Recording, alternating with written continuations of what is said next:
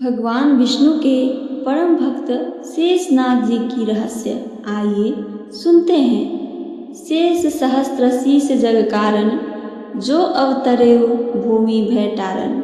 सदा सोसानुकूल रहमो पर, कृपा सिंधु सौमित्री गुणाकर। भावार्थ इसका सुनिए। जो 1000 सिर वाले और जगत के कारण 1000 सिरों पर जगत को धारण कर रखने वाले हैं शेषनाग जी।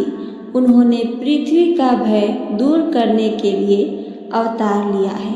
वे गुणों की खान कृपा सिंधु सुमित्रा नंदन श्री लक्ष्मण जी मुझ पर सदा प्रसन्न रहें। हमारे हिंदू सनातन धर्म में भगवान विष्णु को पालनकर्ता कहा गया है।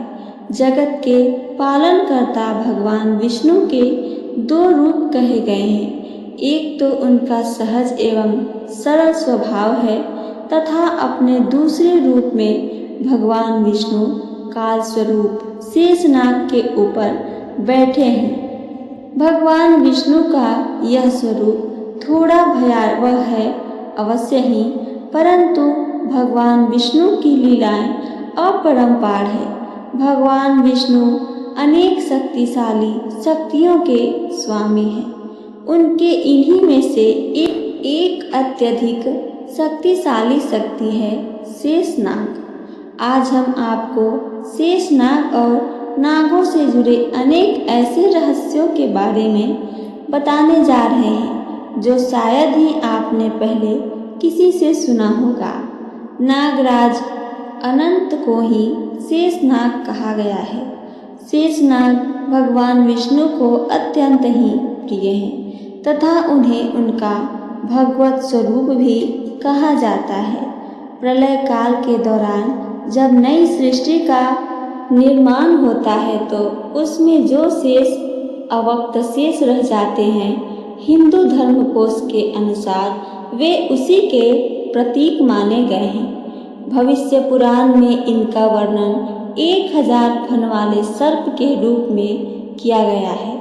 ये जीव तत्व के अधिष्ठाता हैं और ज्ञान व बल नाम के गुणों की इनमें प्रधानता होती है।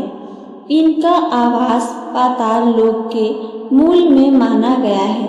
प्रलय काल में इन्हीं के मुखों से भयंकर अग्नि प्रकट होकर पूरे संसार को भस्म करती है।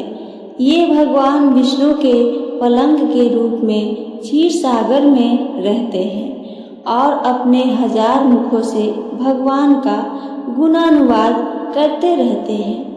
भक्तों के सहायक और जीव को भगवान की शरण में ले जाने वाले भी शेषनाग ही हैं, क्योंकि इनके बल पराक्रम और प्रभाव को गंधर्व अप्सरा सिद्ध किन्नर नाग आदि भी नहीं जान पाते, इसलिए इन्हें अनंत भी कहा गया है। ये पंचविंश ज्योति सिद्धांत के प्रवर्तक माने गए हैं। भगवान के निवास शैया आसन पादुका वस्त्र पादपीठ तकिया और छत्र के रूप में शेष यानी अंगीभूत होने के कारण इन्हें शेष कहा गया है। लक्ष्मण और बलराम इन्हीं के अवतार हैं, जो राम व कृष्ण लीला में भगवान के परम सहायक बने थे। हमारे जीवन का हर क्षण अनेकों जिम्मेदारियों एवं कर्तव्यों को अपने अंदर ये समेटे हुए हैं तथा सबसे अत्यधिक एवं महत्वपूर्ण दायित्व जो मनुष्य का होता है वह है अपने परिवार तथा समाज के प्रति।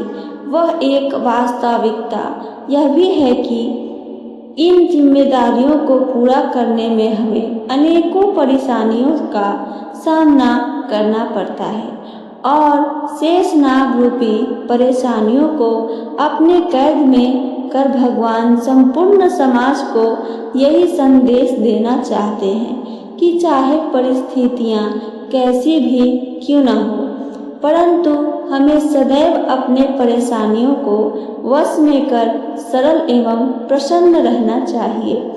पौराणिक मान्यता के अनुसार श्री श्वेतावराह कल्प में सृष्टि सृजन के आरंभ में ही एक बार किसी कारणवश ब्रह्मा जी को बड़ा क्रोध आया, जिनके परिणाम स्वरूप उनके आंसुओं की कुछ बूंदें पृथ्वी पर गिरी और उनकी परिणति नागों के रूप में हुई थी।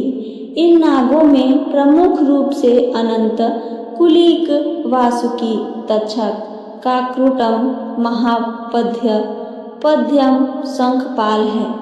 अपना पुत्र मानते हुए ब्रह्मा जी ने इन्हें ग्रहों के बराबर ही शक्तिशाली बनाया।